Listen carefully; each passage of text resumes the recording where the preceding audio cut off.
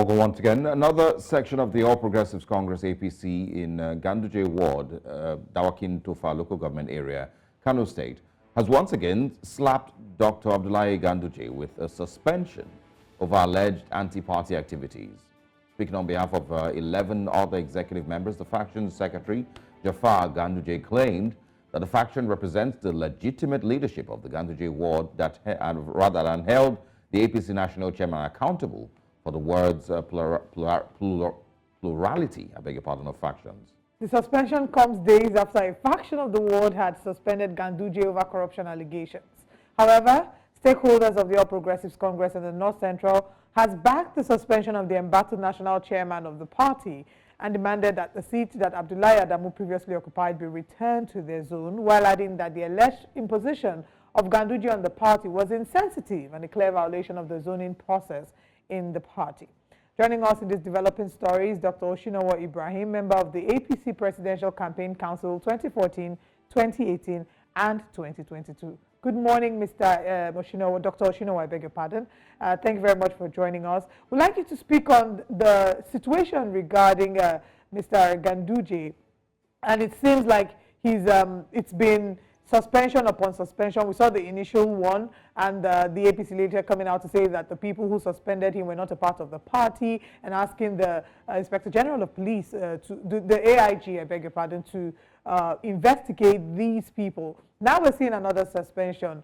How well do you think he's going to be able to fare through all of these? And good morning, and good morning, viewers. It's absolutely unfortunate for us to witness a few intra-party issues when we have a lot of things facing our government in terms of developmental strike, for instance, power, for instance, security, and the president is working so hard to ensure that, Nigerians are benefiting from his open agenda. Virtually, I actually don't want to talk about politics because everybody in the party, including Dr. Ganduje, should know that, that this is how party runs. He has been a former deputy governor. He has been a governor.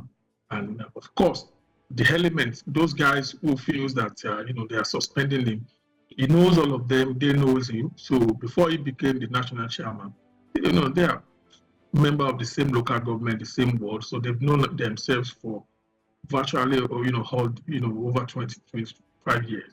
So we don't want in APC in policy group. I just came back from London.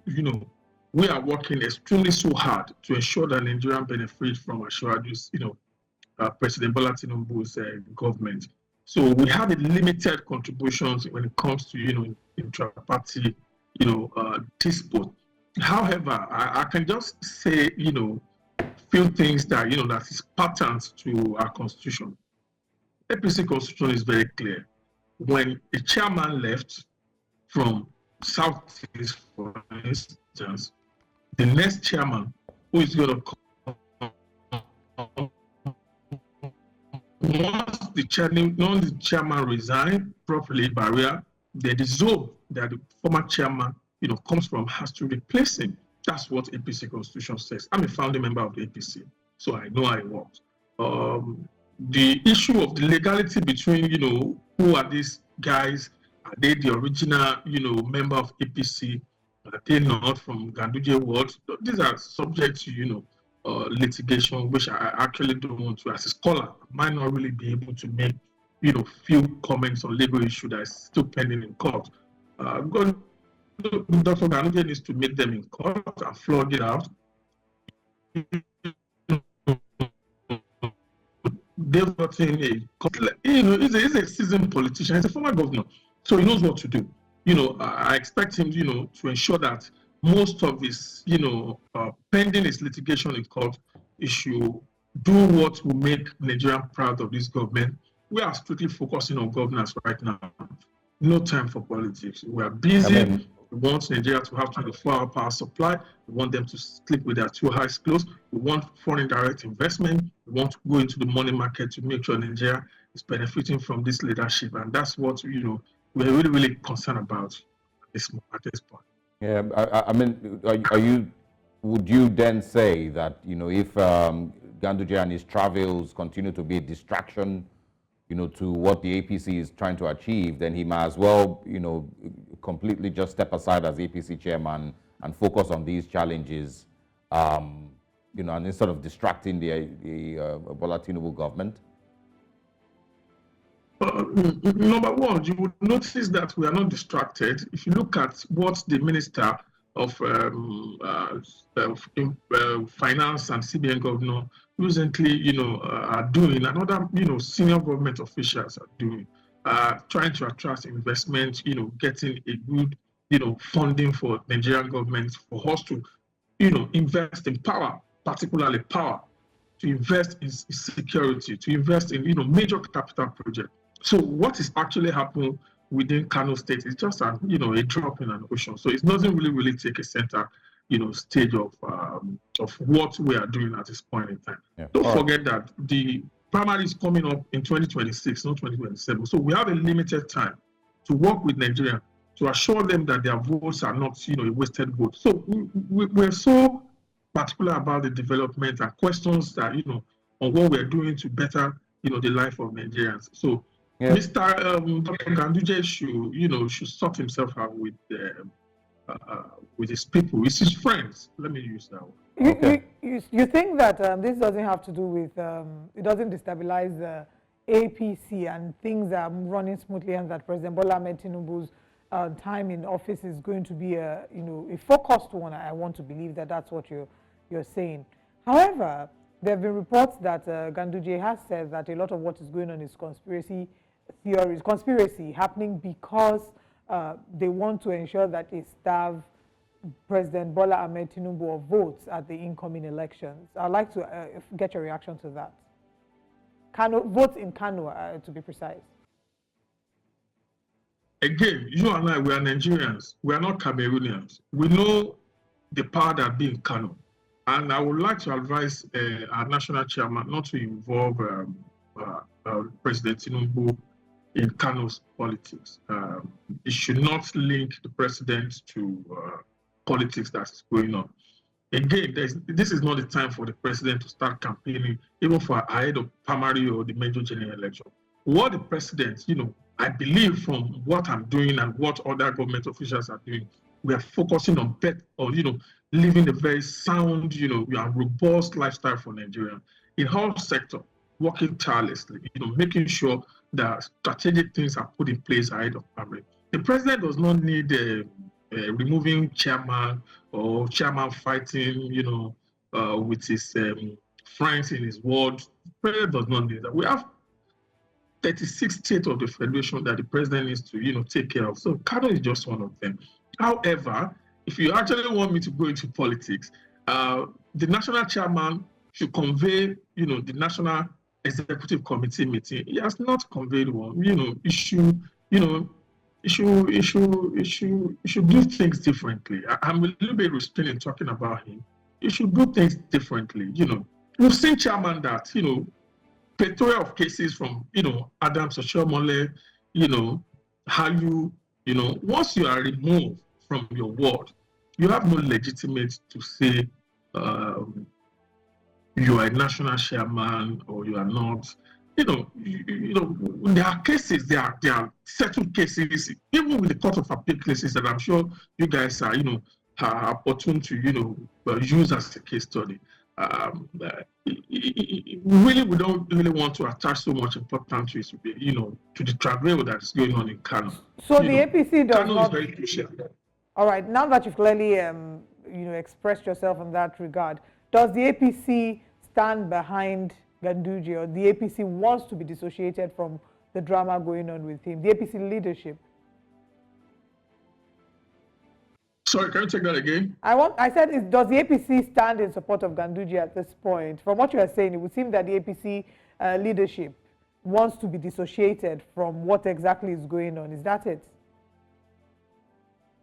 No. I think my other friend there, we've come a long way. So I'm not the spokesperson for APC. I'm a member. The spokesperson is my dear brother, barrister. I forgot his name now, but I'm not a spokesperson. I'm basically, basically interested in talking about what this government is doing for Nigerians, you and I, how things is going to get better. Things is not easy. We just remove subsidy. What I would say is that Dr. Ganduje, he should try. Let me just advise him. He should try and sort himself out. All right, Mr. Osinowo. Don't forget that the last election we lost. I'm coming, please. Last election we lost 27 House of Reps. We lost 2 senators. We lost the governorship. We lost 48 House of Assembly to somebody. I don't want to promote anybody's name. To somebody. So we have a lot to do in Kano. What are we doing? What's APC doing for Kano people to win them back? The present governor, Governor Haba, has his leader. His leader is there. Yeah. So what we should expect Dr. Ganduje to do is to develop a strategic, mode of developing or imparting on people's life in Kano, and try and settle his family affairs with his people. Well, he had a chance. He had enough time to develop Kano State, or to at least get them on his side when he was governor. So if he didn't do it then, I'm not sure what the expectations are of him now to do it in 2024. But I want you to speak a little bit more on these things that you talk about. How the government is very passionate about setting Nigeria on the right path and fixing Nigeria, in different aspects. I saw statistics that was posted by the cable where Nigeria has dropped 4th in GDPs or largest economies in Africa in 2024. We're now behind Algeria, Egypt, and South Africa.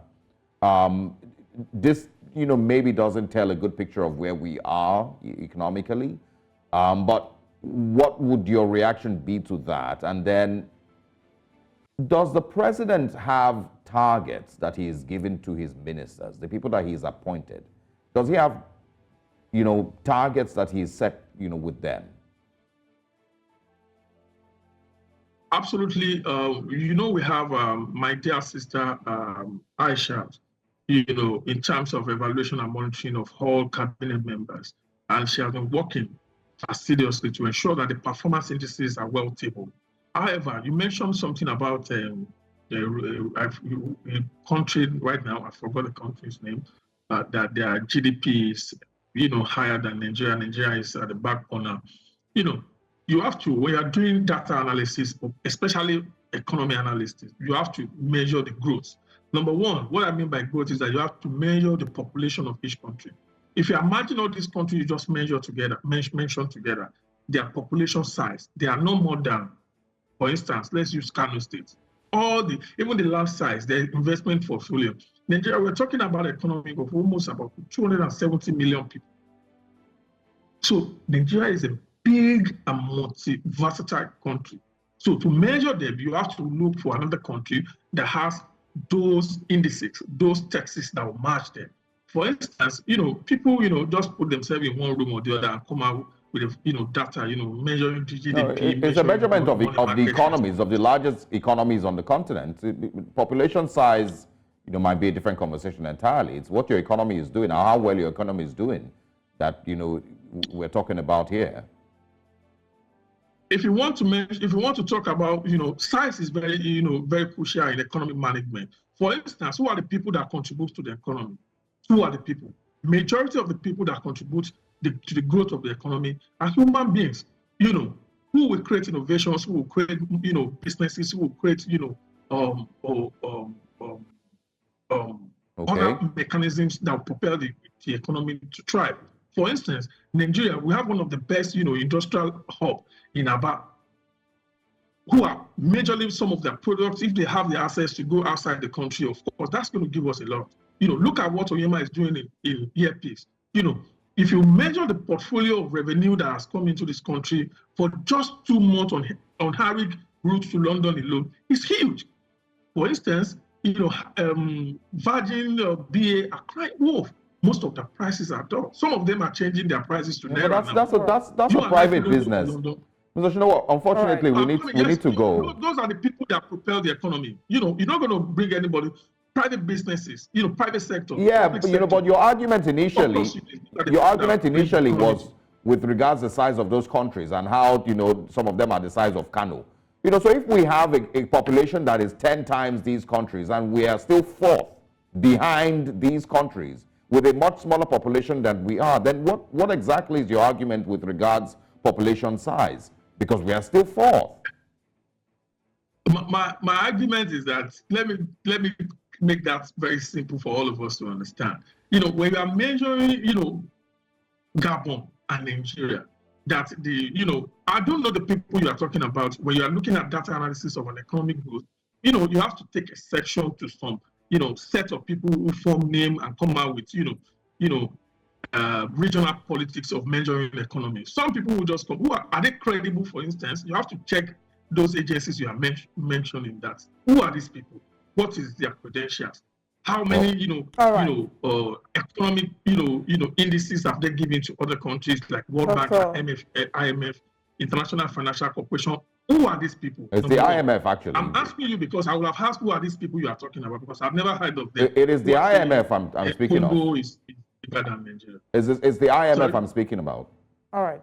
We unfortunately, we've run out of time for this conversation, unfortunately, because we are coming to the end of this show. But Dr. Osinowo, please give us your word that when we call you again, you will come back so we can complete the conversation. No, he's my friend. He's my friend there. I'm sorry, I've been in and out of the country. I'm sorry. I'm a member of this. All right. In Nigeria. We certainly would like to have you join us if possible. Anytime you want to bring me, I need time. I need more time. All right. So the reason I'm just a little bit backward is because of the time that you always allotted to me. All right. I'm very small. Thank you very much for your time with us. I look forward to having you again. All right. Thank you so much. Nice having you guys.